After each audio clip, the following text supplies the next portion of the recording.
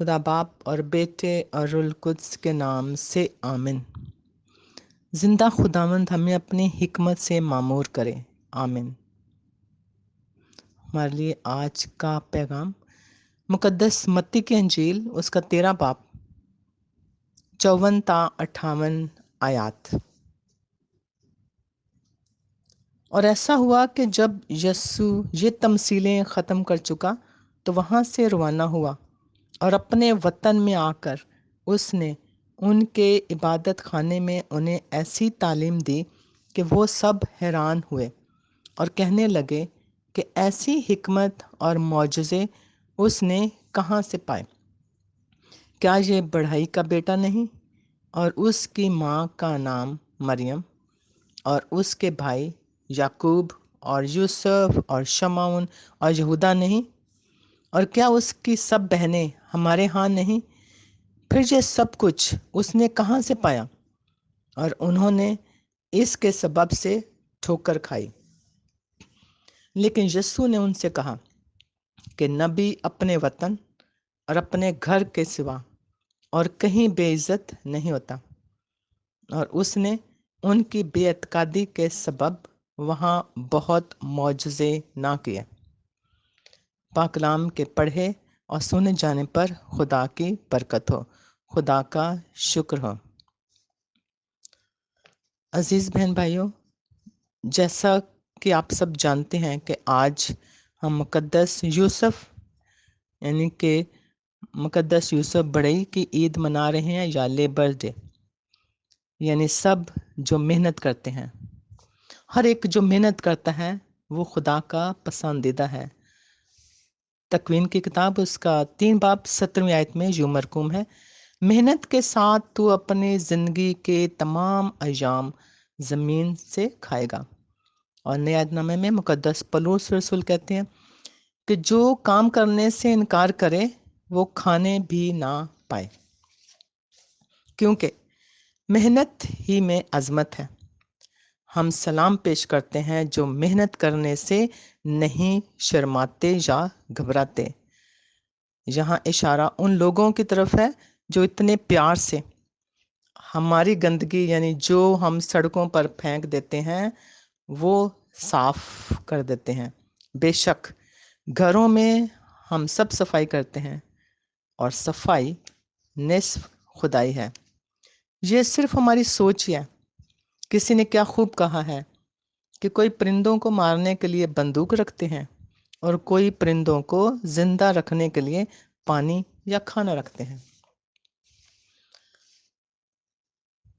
अजीज बहन भाइयों, अब आते हैं आज की तलावत पर। 54 आयत पर ध्यान व ज्ञान करते हैं। उन्हें ऐसी तालीम दी कि वो सब हैरान हुए और कहने लगे कि ऐसी हिकमत और मौजज़े उसने कहाँ से पाए। क्या ये बढ़ई का बेटा नहीं, वगैरह। अब उन बेचारों को क्या इल्म था कि उसकी माँ मरियम कमवारी, यानी कि वो ज़हरन जो देखते थे वही कहते थे। 57 आयत में, और उन्होंने इसके सबब से ठोकर खाई।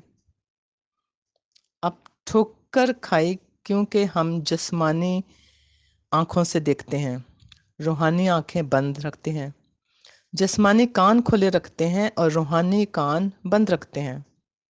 ये हम कब करते हैं? ख़ासकर खुदा का कलाम सुनने के लिए, क्योंकि उनका सवाल ये था कि हिकमत और मौजज़े उसने कहाँ से पाए। अब हिकमत भी खुदा की तरफ से आती है और मौजज़े भी खुदा की तरफ से ही होते हैं। ये इंसान का काम नहीं, इंसान तो सिर्फ ज़रिया होता है।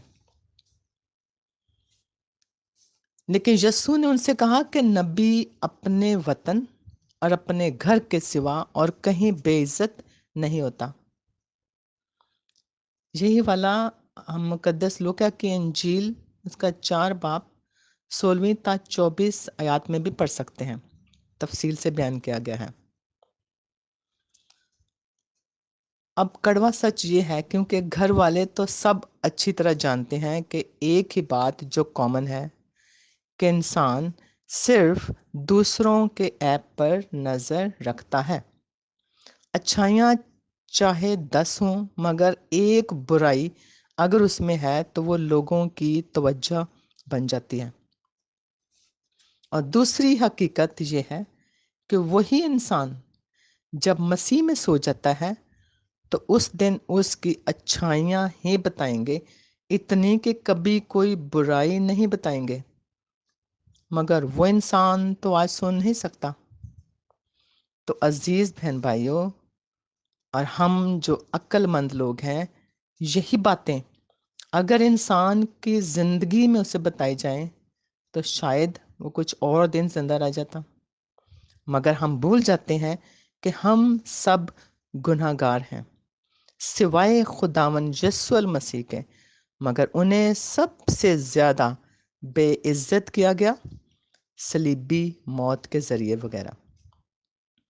تو عزیز بہن بھائیوں، ہمیں یاد رکھنا چاہیے کہ یسوع المسیح کے نقش قدم پر چلنے کے لیے ہمیں بھی ان بے عزتی اور الزام تراشیوں کی پرواہ کیے بغیر اپنے اچھے کام جو خدا کے پسندیدہ ہیں انہیں نہ روکیں، بلکہ روح القدس کی ہدایت کے مطابق جاری رکھیں اور یسوع المسیح کے یہی الفاظ یاد رکھیں کہ نبی اپنے وطن اور اپنے گھر کے سوا کہیں بے عزت نہیں ہوتا۔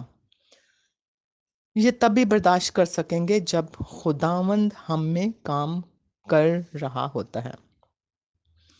آخری آیت ان کے 58 آیت میں، اور اس نے ان کی بے اعتقادی کے سبب وہاں بہت معجزے نہ کیے، یعنی بے اعتقادی جو یسوع مسیح پر ایمان نہ لانے سے انہوں نے اپنا فائدہ کھو دیا، کیونکہ اگر وہ پورا اعتقاد رکھتے تو معجزے ہوتے ہوئے دیکھ سکتے تھے اور بیمار بیچارے شفا پا لیتے۔ آج بھی ہم ایسا ہی کرتے ہیں، ایمان سے دور خدا کے کام بھی اپنی زندگیوں میں نہیں ہونے دیتے۔